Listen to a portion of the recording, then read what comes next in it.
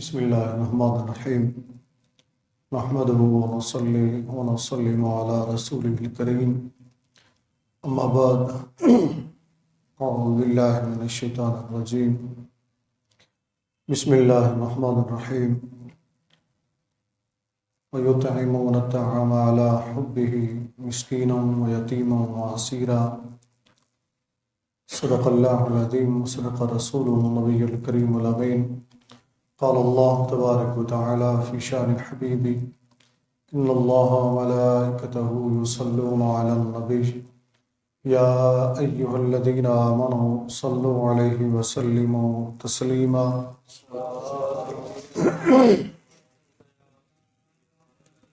الصلاة والسلام عليك يا سيدي يا رسول الله وعلى آلك وصحبك يا سيدي يا حبيب الله الصلاة والسلام عليك يا سيدي يا رسول الله وعلى آلك وصحبك يا سيدي يا رحمة للعالمين السلام علیکم ورحمۃ اللہ وبرکاتہ۔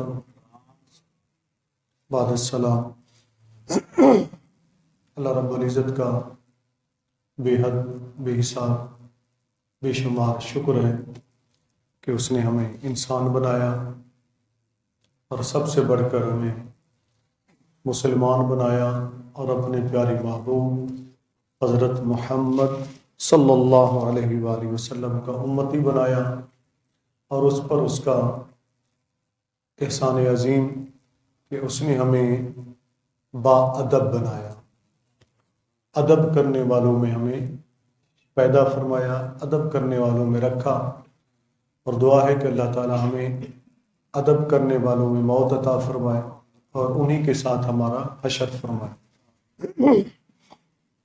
الحمدللہ ہم اہل سنت و جماعت کو یہ سعادت حاصل ہے کہ ہم نبی کریم صلی اللہ علیہ وسلم، آپ کی ازواج مطہرات، آپ کے تمام صحابہ کرام، آپ کے تمام اہل بیت اطہار رضوان اللہ تعالی علیہم اجمعین، اور آپ کی امت کے تمام اولیاء اللہ علیہم الرحمہ وہ وصال فرما چکے ہوں یا حیات ہوں، ہم ان سب کا ادب کرتے ہیں، ہم ان سب کا احترام کرتے ہیں۔ سیدنا صدیق اکبر رضی اللہ تعالیٰ کا ذکر پاک آپ نے سماعت کیا۔ آج جو ہمارا موضوع گفتگو ہے، ایک تو ہم نے حضرت خواجہ معین الدین چشتی اجمیری رحمۃ اللہ علیہ تعالیٰ علیہ ان کا بھی ذکر کرنا تھا، اور پھر تاجدار حل عطا مولا مشکل کشا حضرت سیدنا علی المرتضیٰ کرم اللہ وجہ الکریم کا ذکر پاک میں سمجھتا ہوں سب سے زیادہ پہلے ہم انہی کا ذکر کریں، اور ان کا ذکر کر کے ہم اسے اپنے لیے باعث نجات بنائیں۔ اس سے قبل ہم نے سیدنا علی کرم اللہ وجہ الکریم کا ذکر گزشتہ سال بڑی تفصیل کے ساتھ کیا تھا۔ آج چند باتیں ان کی زندگی کے متعلق ہم کریں گے۔ سب سے پہلے 13 رجب المرجب رات کو بھی اپنی مسجد میں ان کے ذکر پاک کی محفل ہوئی۔ ایک بات کی میں وضاحت کر دوں، جتنے بھی ہماری تاریخی اور محترم شخصیات ہیں جو اسلام سے پہلے پیدا ہوئے، یعنی اسلام کا اعلان ہونے سے پہلے، آقا علیہ السلام کے اعلان نبوت سے پہلے یا کچھ بعد، یہ وہ دور تھا جس میں تاریخیں لکھنے کی عادت کم تھی، یعنی لکھی نہیں جاتی تھی کہ کون کب پیدا ہوا، کس دن پیدا ہوا، بہت کم ایسا ہوتا تھا۔ اندازوں سے لوگ پھر اس کو بیان کرتے رہے۔ یہ بات میں اس لیے عرض کر رہا ہوں کہ آج کل ہم نے جو اصل چیزیں ہیں نا، ان کو چھوڑ کر جو فرع ہے، یعنی فروعات ہیں جن کا عقیدے سے کوئی تعلق نہیں، ایسی چیزوں کو لے کر ہم ایک دوسرے پر فتوی بازیاں کر رہے ہیں۔ مثلا حضرت علی کرم اللہ وجہ کے یوم ولادت کے متعلق 13 رجب المرجب اکثر لوگ مناتے ہیں ان کا یوم، کوئی حرج نہیں ہے، ان کا ذکر تو جب بھی کریں باعث رحمت ہے، باعث برکت ہے، باعث نجات ہے۔ اور کچھ لوگ کہتے ہیں کہ جی 13 رجب کو ولادت نہیں ہے، لہذا اس دن نہ منایا جائے۔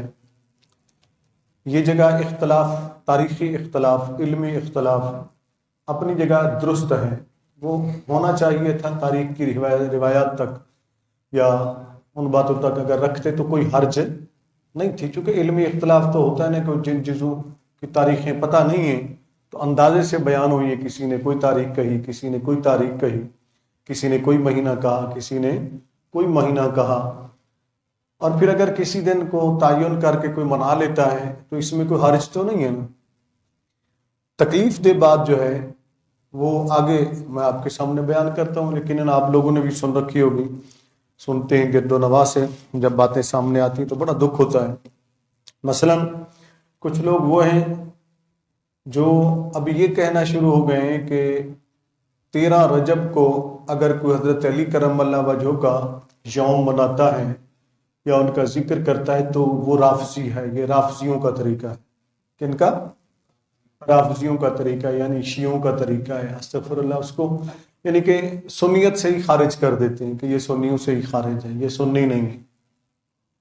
دوسری طرف اگر کوئی تاریخی بات مستند طریقے سے یہ بیان کرتا ہے کہ دیکھیں جی ولادت 13 رجب نہیں ہے، کتب تاریخ میں یہ ثابت ہوتی ہے، وہ دوسری کوئی تاریخ بنتی ہے، تو ہم فٹ سے اس کے اوپر ناسبی کا فتویٰ لگا دیتے ہیں۔ یعنی دوسری طرف فتویٰ یہ لگایا جا رہا ہے کہ یہ ناسبی ہیں جی جو 13 رجب کو نہیں مناتے حضرت علی کرم اللہ وجہہ کا یوم۔ اب ناسبی جو ہے، ناسبی کی جو اصل تعریف ہے وہ یہ ہے، ناسبی اسے کہتے ہیں جو اہل بیت اطہار کا گستاخ رضی اللہ تعالیٰ عنہ، ٹھیک ہے نا، اور رافضی اسے کہتے ہیں جو صحابہ کرام رضوان اللہ تعالیٰ علیہ مجمعین کا گستاخ۔ اور میں یہ متعدد بار عرض کر چکا ہوں کہ ہم الحمدللہ نہ رافضی ہیں نہ ہم ناسبی ہیں۔ ہم الحمدللہ صحابہ کرام کا بھی احترام کرتے ہیں اور اہل بیت اطہار کا بھی احترام کرتے ہیں۔ ہم دونوں کے غلام ہیں اور دونوں کے نوکر ہیں، دونوں ہمارے سروں کا تاج ہیں، لہذا اہل سنت و جماعت نہ ناسبی ہیں نہ ہی رافضی ہیں۔ اور دکھ یہ ہے کہ اہل سنت ہی ایک دوسرے کو رافضی اور ناسبی کہہ رہے ہیں۔ ایک اٹھتا ہے دوسرے گروہ کو رافضی کہہ دیتا ہے، دوسرا اٹھتا ہے تو تیسرے کو ناسبی کہہ دیتا ہے، فٹ سے ان کو پتہ بھی نہیں ہوتا کہ ناسبی کسے کہتے ہیں یا رافضی کسے کہتے ہیں، اور اٹھ کر خام خواہ لوگوں کو بھڑکانے کے لیے یہ باتیں چھوڑ دی جاتی۔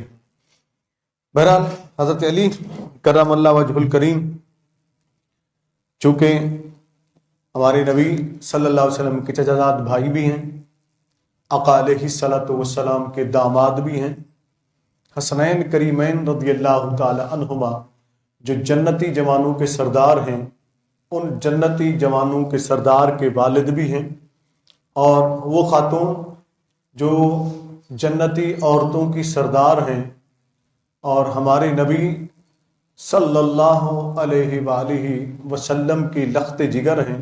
آپ آگے آ جائیں۔ ہمارے نبی صلی اللہ علیہ وسلم کی لخت جگر ہیں اور آقا علیہ الصلوۃ والسلام کو اپنی تمام اولاد میں سے، بیٹیوں میں سے سب سے پیاری ہیں، یعنی میری مراد خاتون جنت سیدہ طیبہ طاہرہ فاطمہ الزہرا سلام اللہ علیہا، ان کے یہ شوہر بھی ہیں، ٹھیک ہے نا جی۔ تو لہٰذا ہم اہل سنت و جماعت جہاں دیگر صحابہ کا احترام کرتے ہیں، وہاں مولا کائنات حضرت علی کرم اللہ وجہ الکریم کا بھی ہم احترام کرتے ہیں، ان کا ادب کرتے ہیں اور انہیں اپنا رہبر، اپنا رہنما مانتے ہیں، اور ان کی محبت کو اپنے ایمان کا حصہ سمجھتے ہیں، ٹھیک ہے نا جی۔ حضرت علی کرم اللہ وجہ کی محبت ہمارے ایمان کا، اونچی بولے نا، ہمارے ایمان کا حصہ ہے۔ ان کی محبت ہم سے کوئی چھین نہیں سکتا ہے، اور خام خاک میں ایسے اٹھ کر کہہ دینا جی یہ ناسبی ہے، فلانا ناسبی ہے، فلانا فلاں ہے، تو کچھ خدا کا خوف کرنا چاہیے، ہمیں ان چیزوں سے نکلنا چاہیے۔ علمی اختلاف کو علمی اختلاف پر رکھیں، لیکن ایک دوسرے پر فتوے بازی نہ کریں۔ دوسری بات میں آپ کو تھوڑی یہ بھی سمجھا دوں کہ یہ کسی کا یوم منانا فلاں تاریخ کو یا فلاں تاریخ کو، یہ عقیدے کا مسئلہ نہیں ہے۔ کیا عقیدے کا مسئلہ نہیں ہے، یہ ایک تاریخی اختلاف ہے۔ تاریخی اختلاف جس کا مثلا ہم دیکھتے ہیں کہ میلاد النبی صلی اللہ علیہ وسلم جمہور امت 12 ربیع الاول کو مناتی ہے، ایسا ہے کہ نہیں ہے؟ ٹھیک ہے نا؟ لیکن آقا علیہ السلام کی جو ولادت کا دن ہے، تاریخ ہے، اس کے بارے میں اختلاف موجود ہے کتب سیر کے اندر۔ مثلا کسی نے لکھا کہ 2 ربیع الاول ہے، کسی نے لکھا کہ 9 ربیع الاول ہے، کسی نے لکھا کہ 6 ربیع الاول ہے، کسی نے یہ بھی لکھا کہ رمضان المبارک میں ولادت ہوئی، کسی نے لکھا کہ جی رجب میں ولادت ہوئی۔ اب باتیں تو تاریخ میں اپنی جگہ پر موجود ہیں، تو عمل کس پر ہم کریں گے؟ عمل جس پر جمہور امت عمل کر رہی ہو، ٹھیک ہے نا؟ تو جمہور کا جو موقف ہے، تحقیق کرنے کے بعد انہوں نے کہا جی اکثریت کی رائے یہ ہے کہ آپ صلی اللہ علیہ وسلم کی ولادت 12 ربیع الاول کی صبح کو ہوئی، اس وجہ سے 12 ربیع الاول کو منایا جاتا ہے۔ اب جس کسی کو اس تاریخ سے اختلاف ہو کہ نہیں جی 12 نہیں ہے تو 9 ہے، تو ہم اسے یہ جواب دیتے ہیں بھائی آپ 12 کو نہیں مناتے تو آپ 9 کو منا لیں، کیا فرق پڑتا ہے؟ آقا علیہ السلام کا ذکر ہی کرنا ہے نا، تو 12 کی جگہ پہ آپ 9 کو کر رہے ہیں۔ اگر 9 کو بھی آپ مطمئن آپ کہتے ہیں 6 کو، تو آپ 6 کو منا لیجیے، کیجیے تو صحیح نا، ذکر تو ان کا کیجیے نا۔ اصل مقصود تو یہ ہے کہ ذکر کرنا چاہیے۔ اس طریقے سے حضرت علی کرم اللہ وجہ الکریم، وہ بات میں نے اس لیے آپ کو مثال دی کہ 12 ربیع الاول ہو یا 9 ہو یا 6 ہو، یہ کوئی عقیدے کا مسئلہ نہیں ہے۔ اگر کوئی 12 ربیع الاول کو نہیں مناتا، وہ 10 کو منا لیتا ہے، وہ 9 کو منا لیتا ہے، تو وہ کافر تو نہیں ہو جائے گا نا؟ کیا کافر تو نہیں ہو جائے گا، بے دین تو نہیں ہو جائے گا نا؟ اس لیے کہ یہ ایک تاریخی اختلاف ہے، تاریخی اختلاف کو اسی تک رکھیں اور اس کو آگے لے جا کر عقیدے کے اوپر نہ چڑھ دوڑیں۔ اور پھر دوسری بات یہ کہ آج کل ہم جو ہے نا فروعات، جو فرعی مسائل ہیں، ان پر الجھے ہوئے ہیں، لوگوں کو ادھر ہم نے الجھا دیا ہے، اور اصل جو واردات ہو رہی ہے عقائد کے اوپر، اس کی طرف ہماری توجہ نہیں جا رہی، یعنی فروعات کی آڑ میں عقائد کو کچلا جا رہا ہے، اس پر توجہ دیں۔ حضرت علی کرم اللہ وجہ الکریم کا دن یوم ولادت آپ 13 رجب کو منا لیں تب بھی کوئی حرج نہیں ہے، کوئی دوسرا دن بنتا ہے آپ کے لیے تب بھی کوئی حرج نہیں ہے۔ آقا علیہ الصلوۃ والسلام تو یہ ارشاد فرماتے ہیں ذکر الصالحین رحمت، کہ صالحین کا ذکر کرنا رحمت ہے۔ کیا ہے؟ رحمت ہے۔ صالحین کا ذکر، یہ عام صالحین کی بات ہو رہی ہے، عام نیک لوگوں کی بات ہو رہی ہے کہ ان کا ذکر کرنا جب آپ کرتے ہیں تو اللہ کی رحمت کا نزول ہوتا ہے۔ تو جو صالحین کے امام ہیں، جو صالحین کے امام ہیں، میری مراد مولا علی المرتضیٰ کرم اللہ وجہ الکریم، ان کی ذات گرامی، جب ہم ان کا ذکر کریں گے تو پھر کتنے رحمتوں کا نزول ہوگا، جن کے بارے میں نبی کریم صلی اللہ علیہ وسلم نے ارشاد فرمایا کہ علی کے چہرے کو تکنا عبادت ہے۔ یا آقا علیہ الصلوۃ والسلام نے ارشاد فرمایا نا النظر الی وجہ علی یا علی وجہ علی، کہ علی کے چہرے کو تکنا، النظر الی وجہ علی عبادت، کہ علی کے چہرے کو تکنا عبادت ہے۔ جب علی کے چہرے کو تکنا عبادت ہے تو پھر علی کا ذکر عبادت کیسے نہیں ہوگا؟ علی کا ذکر عبادت کیسے نہیں ہوگا؟ تو اس لیے اس چیز سے باہر نکلیں۔ 13 کو بھی ذکر کریں، اور تاریخ آتی ہے آپ کے ذہن میں تو اس کو بھی آپ ذکر کریں۔ میں نے ویسے اس پر بڑی تفصیل سے لکھ دیا ہے کہ ہمارے بہت سے اہل سنت کے علماء نے بھی 13 رجب لکھا ہے اپنی اپنی کتابوں کے اندر، یوم ولادت حضرت علی کرم اللہ وجہ کا 13 رجب ہے۔ ہمارے بہت سے علماء اہل سنت نے لکھا، اور بہت سے نے یہ لکھا کہ 13 رجب نہیں، اس سے ہٹ کر کوئی اور مہینہ ہے یا کوئی اور تاریخ ہے، تو جو تاریخ آپ کو اچھی لگے اس پہ ان کا ذکر کیجیے، مگر خدا را ایک دوسرے کو ناسبی اور رافضی نہ کہیے، اس لیے کہ یہ عقیدے کا مسئلہ نہیں ہے۔ اب آتے ہیں مولا کائنات حضرت علی کرم اللہ وجہ الکریم کی ذات گرامی۔ یہ جیسا کہ میں نے عرض کیا کہ نبی کریم صلی اللہ علیہ وسلم کے دادی بھائی، آپ کے چچا حضرت ابو طالب کے بیٹے ہیں۔ حضرت ابو طالب جن کا اصل نام جو تھا وہ عبد مناف تھا، ابو طالب ان کی کنیت تھی، کیونکہ طالب آپ کے بیٹے تھے، ان کے نام پر ان کی کنیت تھی، عبد مناف ان کا اصل نام تھا۔ حضرت علی کرم اللہ وجہ الکریم چھوٹی سی عمر کے اندر نبی کریم صلی اللہ علیہ وسلم کی پرورش میں آ گئے. کہت آیا مکہ المکرمہ میں، عرب میں، گرد و نواح میں. اس وقت نبی کریم صلی اللہ علیہ وسلم چونکہ تجارت بھی فرما رہے تھے، حالات بھی بہتر تھے، تو آپ اپنے چچا حضرت عباس رضی اللہ تعالی عنہ کے پاس گئے جو بعد میں ایمان لے آئے. حضرت ابو طالب کے حالات اس وقت تنگ تھے، یعنی کہ قحط کی وجہ سے معاشی حالات بہت ہی ان کے دیگر گو تھے. حالات، گھر کا اخراجات، ان کو چلانا بڑا مشکل ہو رہا تھا. تو آقا علیہ السلام فرماتے ہیں کہ میں گیا اپنے چچا عباس کے پاس. میں نے کہا جی ان کی کچھ مالی حالت بہتر تھی. میں نے کہا دیکھیں چچا جان، آپ کے پاس میں اس لیے آیا ہوں، آپ جانتے ہیں آپ کے حالات بھی بہتر ہیں، میرے بھی بہتر ہیں، لیکن اس وقت ہمارے چچا حضرت ابو طالب کے حالات کافی تنگ ہیں. تو انہوں نے کہا کہ تم کیا چاہتے ہو؟ تو میں نے کہا جی میں یہ چاہتا ہوں ہم اکٹھے چلیں اور ان کے بچوں میں سے کچھ بچے آپ اپنی کفالت میں لے لیں اور کچھ میں اپنی کفالت میں لے لوں. تو انہوں نے کہا یہ مشورہ تو بہت اچھا ہے، یہ مشورہ بہت اچھا ہے. اب ذرا غور کریں کہ یہ اس وقت کی بات ہے کہ جب ابھی آقا علیہ الصلوۃ والسلام نے اعلان نبوت نہیں فرمایا، ٹھیک ہے نا، اعلان نبوت نہیں فرمایا تھا، لیکن نبی کریم صلی اللہ علیہ وآلہ وسلم ہمیں اپنی زندگی سے پیغام کیا دے رہے ہیں، اس پیغام کو بھی ساتھ سمجھ لیں نا. صرف واقعہ سن کر واہ واہ نہ کریں ہم. اس پیغام اس کے اندر جو ہے وہ یہ ہے کہ اگر دو مسلمان یا محلے دار یا پڑوسی یا رشتہ دار رہتے ہیں، ایک غریب ہے اور ایک کو اللہ نے فرصت دی ہے، توفیق دی ہے، صاحب حیثیت ہے، تو اسے چاہیے کہ غریب بھائی کو ایسے ہی نہ چھوڑ دے، بلکہ اس کے پاس چل کر جائے اور اس کو کہے کہ یار ایسا کرو کہ تیرے کچھ بچوں کی کفالت میں اپنے ذمے لے لیتا ہوں، تیرے بچوں کی کفالت میں اپنے ذمے لے لیتا ہوں. اس طریقے سے ایک تو رشتہ داری تعلق وہ بڑھتا ہے، محبت آپس میں بڑھتی ہے، اور دوسرا غربت میں کمی آتی ہے، اور وہ جو غریب بھائی ہے وہ پھر مایوس نہیں ہوتا ہے، وہ بھی ہمارے ساتھ معاشرے میں اٹھ کر کھڑا ہو جاتا ہے. یہ ہمارے نبی صلی اللہ علیہ وسلم کی زندگی، اسلام اعلان نبوت سے بھی پہلے آقا علیہ الصلوۃ والسلام یہ کام فرمایا کرتے تھے. تو یہ دونوں وہاں پہنچے حضرت ابو طالب کے پاس. جب ان سے ملے، انہیں سلام کیا، پوچھا کیسے آئے ہیں؟ کہا جی ہم اس مقصد کے لیے آئے. حضرت ابو طالب نے کہا کہ محمد بات تو تیری ٹھیک ہے، حالات میرے بہت تنگ ہیں، ایسا کریں کہ طالب اور عقیل کو میرے پاس چھوڑ دیں، علی اور باقی جتنے جعفر ہیں ان کو جیسے آپ لوگ چاہیں ویسے کر.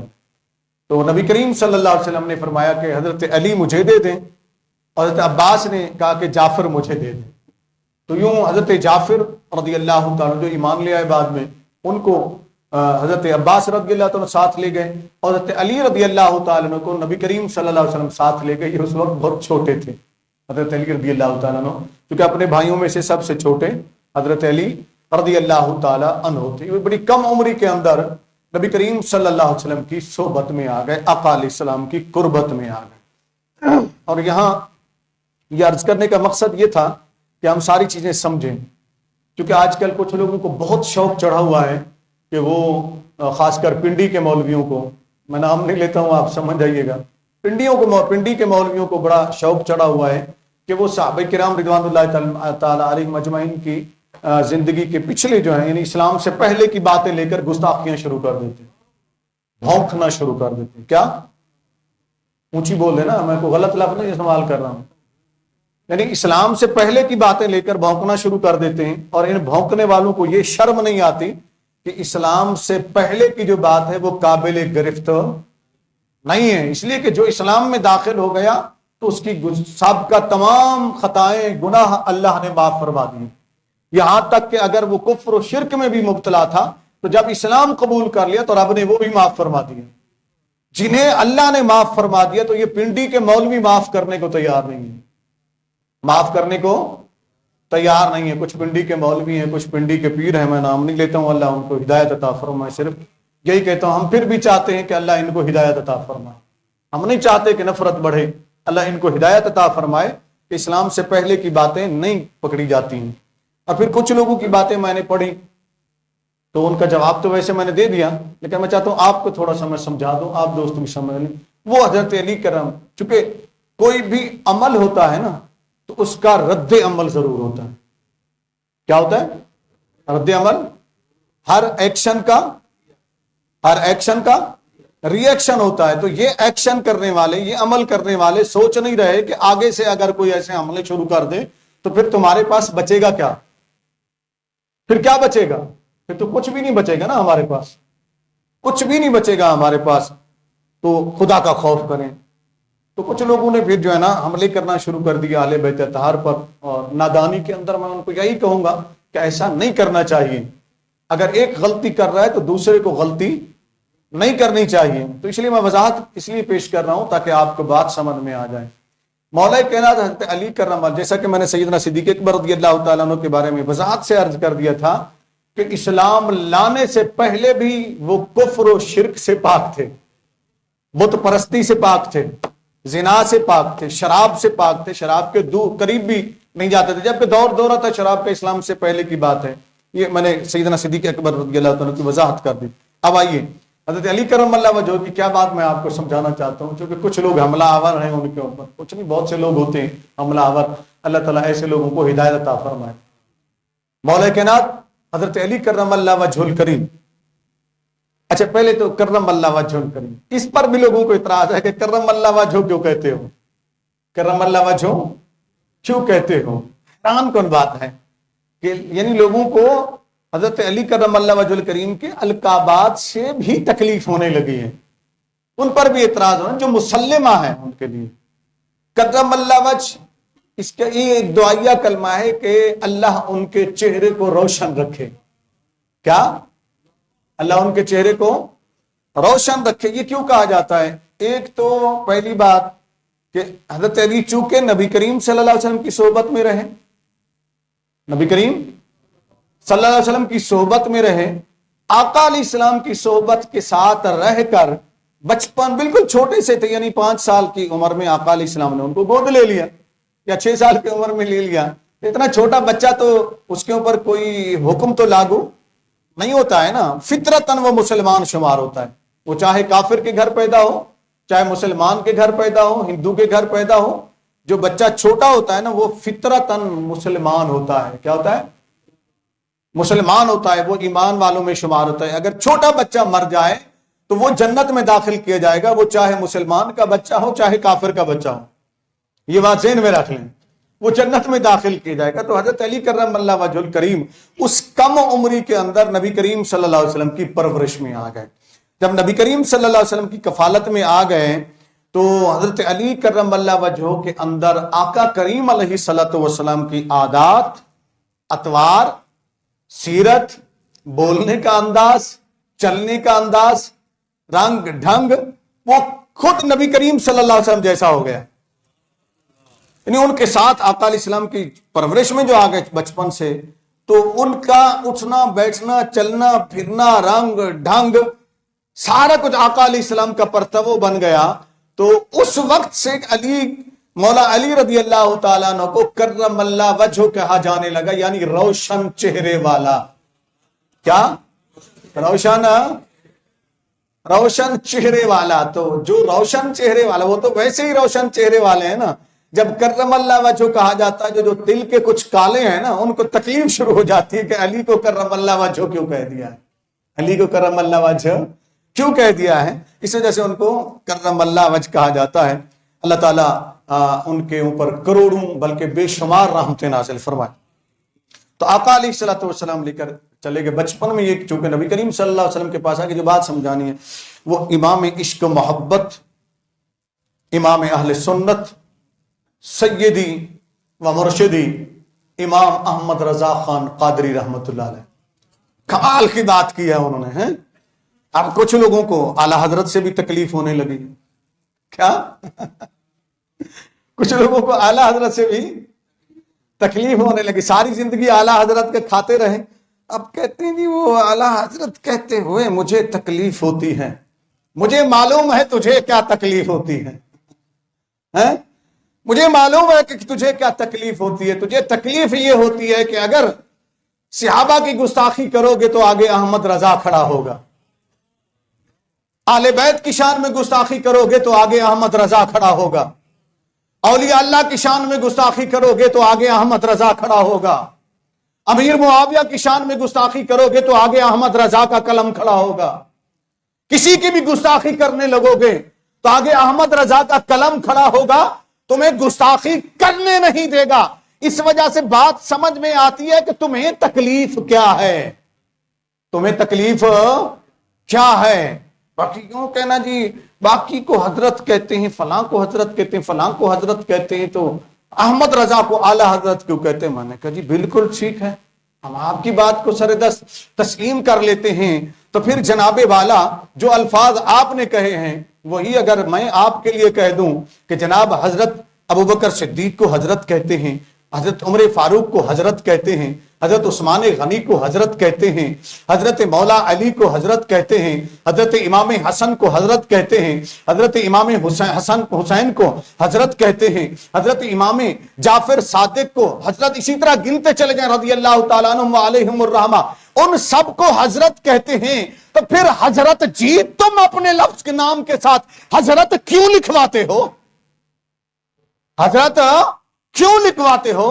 پھر تکلیف تو سب کو ہوگی نا، تکلیف تو سب کو ہوگی۔ تھوڑا سا خیال کر لیا کریں، ایسے سوچنے چھوڑ دیتے ہو کہ جو اہل سنت میں انتشار پھیلاتے ہیں۔ پھر اگلی بات چلیں، اعلی حضرت کیا ہے؟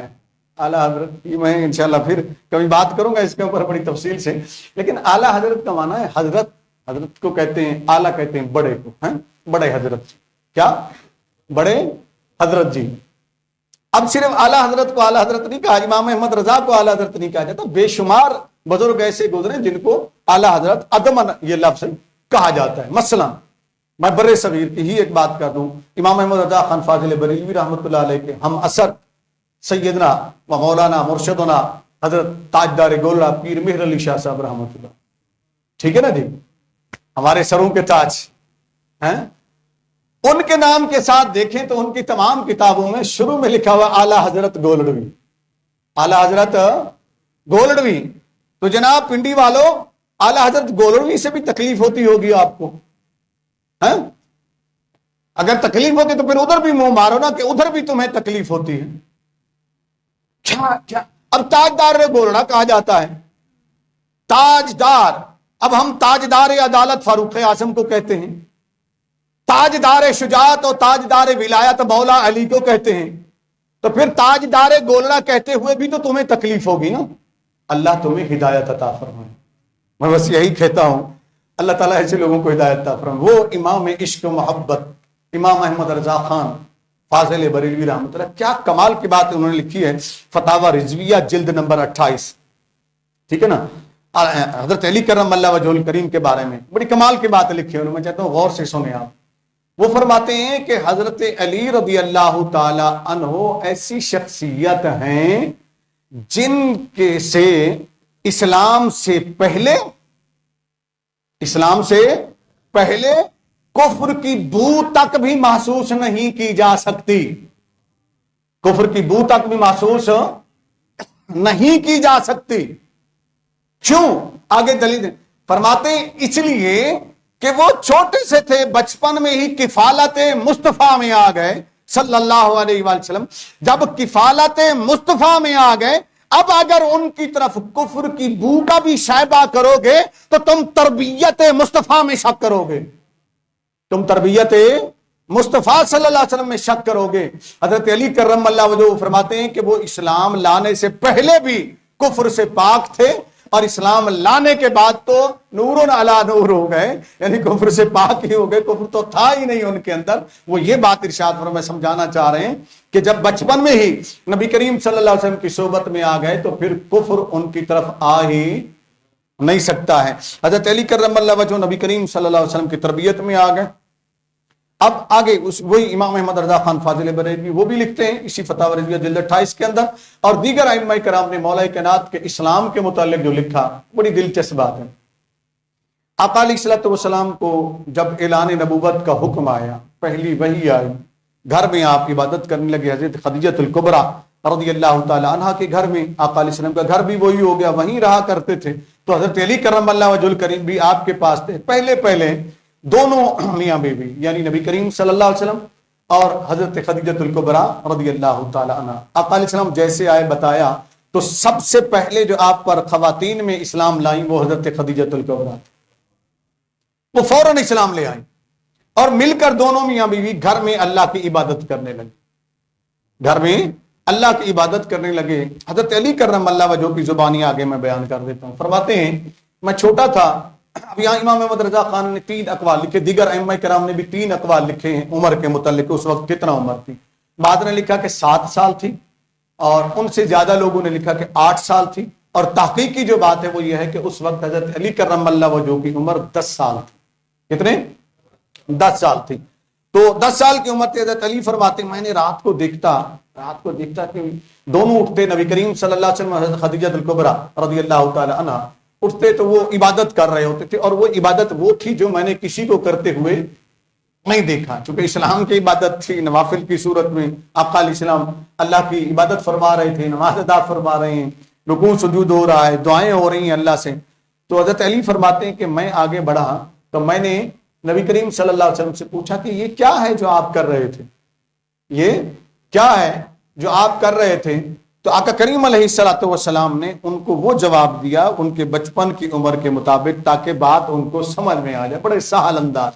آقا علیہ السلام نے فرمایا کہ اے علی، یہ اللہ کا دین ہے، یہ اللہ کا دین ہے، اور ہم اپنے معبود حقیقی یعنی اللہ کی عبادت کر رہے ہیں، اس اللہ نے مجھے رسول بنا کر بھیجا ہے، تمہیں میں دعوت دیتا ہوں کہ تم بھی اسلام قبول کر لو، تم بھی اسلام قبول کر لو۔ اب یہاں ایک اور بات ذہن میں رکھنی، کیونکہ قرآن کا ایک فیصلہ ہے لا اکراہ فی الدین، کہ دین کے اندر جبر نہیں۔ آقا علیہ السلام چاہتے تو حضرت علی کو ویسے ہی فرماتے تھے فوراً، کہ تربیت میں بھی ان کی تھے، کفالت میں بھی ان کی تھے، اور چھوٹے ان کے چچازاد بھائی بھی تھے۔ تو آقا علیہ السلام فرماتے علی کلمہ پڑھ لو، تو علی ان کی بات کو مان لیتے، ٹالتے نہیں۔ لیکن آقا علیہ السلام نے جبر نہیں فرمایا، بلکہ انہیں دعوت دی، اور بات اس چھوٹی عمر کے بچے کے اوپر چھوڑ دی کہ اب آپ کیا چاہتے ہیں، اسلام قبول کرتے ہو کہ نہیں کرتے ہو؟ تو حضرت علی رضی اللہ تعالیٰ عنہ سعادت مند بچوں کی طرح انہوں نے یہ نہیں کہا کہ میں اسلام قبول نہیں کرتا ہوں، انہوں نے کہا جی اس طرح ہے کہ مجھے تھوڑا سا ٹائم دے دیں، میں اپنے والد ابو طالب کے پاس جاؤں گا، ان سے مشورہ کروں گا، ان سے پوچھوں گا، وہ مجھے اجازت دیں گے، جو بات وہ کہیں گے میں اس پر عمل کروں گا، اس پر عمل کروں گا، یہ بات ہوئی۔ انہوں نے کہا، اور رات گزرتی رہی، رات وہیں تھے، رات گزرتی رہی۔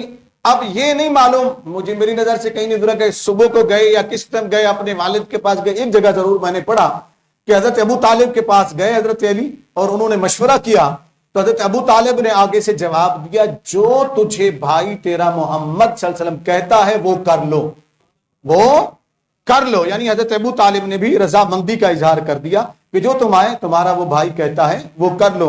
یوں حضرت علی کرم اللہ وجہ الکریم نے صبح کو اسلام قبول فرما لیا، صبح کو اسلام قبول فرما لیا۔ یوں پیر والے دن حضرت خدیجہ الکبریٰ، حضرت ابو بکر صدیق، آقا علیہ السلام نے پیر والے دن اعلان نبوت فرمایا، وہ ایمان لا چکے تھے، اور منگل کی صبح کو مولا کائنات حضرت علی کرم اللہ وجہ الکریم نے اسلام کو قبول فرما لیا، جو وہ آقا علیہ السلام کے ساتھ رہے۔ اب اگلی بات بڑی دلچسپ بات ہے، اس کو سنیں ذرا غور سے، کیونکہ کرامات تو ہم بہت سنتے ہیں، میں چاہتا ہوں جو عملی پہلو ہے نا ان کی زندگی کے، کہ انہوں نے اسلام قبول کیا، پھر آگے کیا کیا۔ جیسا کہ میں نے سیدنا صدیق اکبر رضی اللہ تعالیٰ عنہ کے بارے میں آپ کو بتایا تھا کہ انہوں نے اپنی پوری زندگی دین اسلام کے لیے وقف کر دی۔ اب حضرت علی کرم اللہ وجہ الکریم، 2 واقعے میں ان کی زندگی سے سامنے رکھنا چاہتا ہوں۔ پہلا، آقا کریم علیہ الصلوۃ والسلام نے قریش سرداران مکہ کو دعوت دی، ایک بار دعوت دی اسلام کے لیے، وہ بڑی مشہور دعوت ہے کہ اسلام کی طرف دعوت دی۔ صفا کی چوٹی کے اوپر کھڑے ہو کر آقا علیہ السلام نے، جسے فاران کی چوٹی کہا جاتا ہے، اور سب چلے گئے وہاں۔ یہاں پر MICR نے لکھا ہے کہ ایک نحیف بدن والا، کمزور ٹانگوں والا بچہ لکھا، وہ اٹھ کر کھڑا ہو گیا، اس کی عمر بہت کم تھی لیکن جذبہ جوان تھا۔ وہ اٹھ کر کھڑا ہو گیا، اس نے کہا اے محمد صلی اللہ علیہ وسلم، کوئی تیرا ساتھ دے نہ دے لیکن میں آپ کا ساتھ دوں گا، میں آپ کا ساتھ دوں گا. اس بچے کو دنیا علی المرتضیٰ کے نام سے جانتی ہے رضی اللہ تعالیٰ عنہ، اس کام عمری کے اندر بھی. دوسری بات، وہ آقا کریم علیہ الصلوۃ والسلام نے 40 جو سرکردہ سردار تھے نا مکہ اور اس کے گرد و نواح کے، ان سب کی دعوت کی، کھانے پہ بلایا، انہیں سب کو بلایا. یہ گھر تھا حضرت خدیجۃ الکبریٰ کا یا حضرت ابو طالب کا، ان دونوں میں سے ایک گھر تھا جس میں یہ دعوت کی گئی. بلایا گیا سب کو، کھانے کا اہتمام کیا گیا، سب بیٹھے، سب کو کھانا کھلایا گیا. اس کے بعد نبی کریم صلی اللہ علیہ وآلہ وسلم نے ان سرداروں کے سامنے اپنا مدعا رکھا. آقا علیہ الصلوۃ والسلام نے تبلیغ فرمائی، انہیں فرمایا دیکھو میں اللہ کا رسول ہوں صلی اللہ علیہ وسلم، میری زندگی تمہارے سامنے گزری ہے، کبھی تم نے میری زندگی کے اندر جھوٹ دیکھا ہو، خیانت کرتے ہوئے دیکھا ہو، کوئی ایسی بات دیکھی ہو تو تم مجھے بتا سکتے ہو. انہوں نے کہا جی نہیں ہے محمد صلی اللہ علیہ وسلم، ہم نے تجھے ہر جگہ امین اور صادق پایا، امین اور صادق پایا. تو آقا علیہ السلام نے فرمایا کہ میں نے تم سب لوگوں کو اس لیے بلایا ہے کہ میں تمہیں دعوت دیتا ہوں کہ اللہ وحدہ لا شریک، اللہ وحدہ لا شریک ہے، میں اللہ کا رسول ہوں، مجھے اللہ کا رسول مانو اور اللہ پر ایمان لے آؤ، معبودان باطل کی پوجا چھوڑ دو، ایک اللہ کے سامنے جھکو، کسی اور کے سامنے نہ جھکو. جہاں پر آقا کریم علیہ الصلوۃ والسلام خطبہ ارشاد فرمانے کے بعد بیٹھ گئے، خاموش ہوئے. اس کا طریقہ ہوتا ہے نا، بات ارشاد فرمانے کے بعد یا بات کہنے کے بعد کوئی بندہ بات کر کے لوگوں کی طرف دیکھتا ہے کہ لوگوں کا ریئیکشن کیا آتا ہے، لوگوں کا ریئیکشن کیا آتا ہے، لوگ کیا کہتے ہیں، لوگوں کے کیا تاثرات ہیں. تو یہاں تو کوئی تاثرات، ہمارے تاثرات کی تو کوئی اہمیت نہیں ہے کہ ہے پاکستان میں کوئی اہمیت، بولے تو صحیح ہے، پاکستانی قوم کے تاثرات کی کوئی اہمیت نہیں ہے، آپ کے جذبات کی کوئی اہمیت نہیں ہے. اس کی بنیادی وجہ کیا ہے؟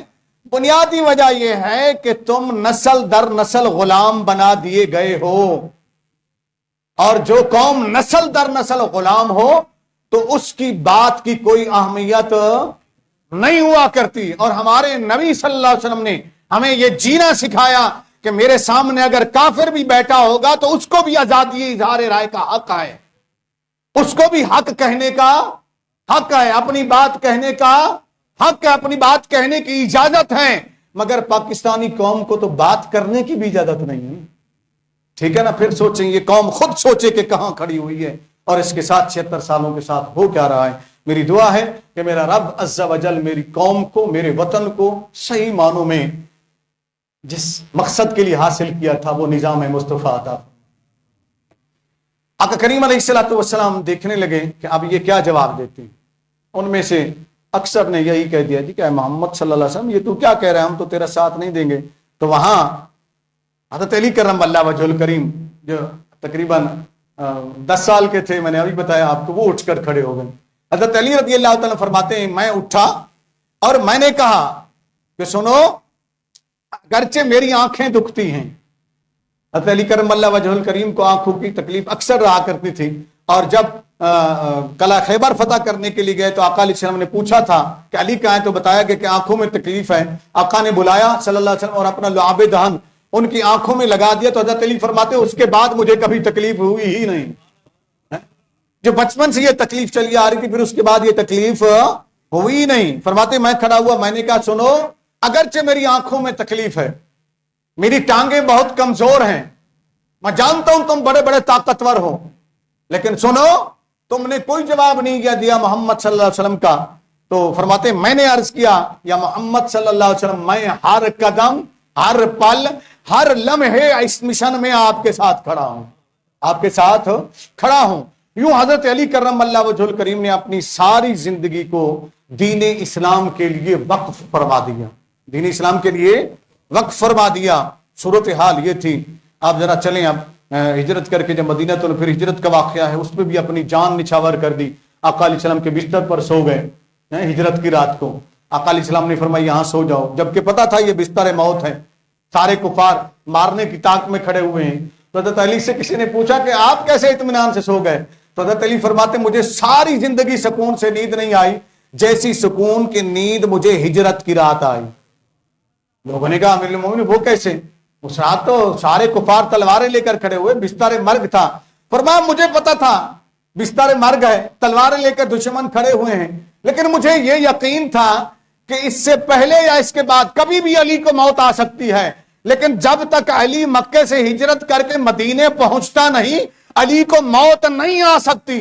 کسی نے پوچھا علی کیوں؟ فرمایا میرے آقا نے مجھے فرما دیا تھا علی یہ کافروں کی امانتیں ہیں، صبح اٹھنا، یہ کافروں کو امانتیں لوٹانا، لوٹانے کے بعد مدینہ المنورہ ہمارے پاس پہنچ جانا. جب میرے نبی نے فرما دیا مدینے پہنچ جانا تب تک مجھے موت بھی نہیں چھو سکتی، اس لیے کہ یہ میرے نبی نے فرما دیا تھا. یہ علی کا ایمان ہے، یہ علی کا عقیدہ ہے کہ جو نبی کہتے وہ ہو جاتا ہے صلی اللہ علیہ وسلم ہے. اور آج کے شتونگڑے مولوی کہتے ہیں جی نبی کے کہنے میں کیا رکھا ہے، نبی کے اختیار میں کیا رکھا ہے، استغفر اللہ. تو ایسوں کو حضرت علی کا یہ فرمان سنا دیا کریں.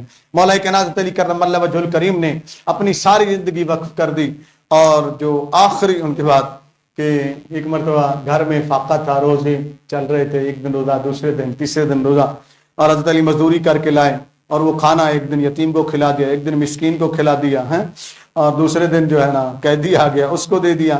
تو اس کا بھی اللہ رب العزت نے قرآن کے اندر ذکر فرمایا. کیونکہ ٹائم ہمارا مکمل ہو گیا، ہم نے یہ تذکرہ اس لیے کیا کہ مولا کائنات حضرت علی کرم اللہ وجہ الکریم اور ان کی آل اطہار، اہل بیت اطہار، اللہ تعالیٰ ہم سب کا ادب کرنے کی توفیق عطا فرمائے. اللہ تعالیٰ آپ کو سلامت رکھے. السلام علیکم.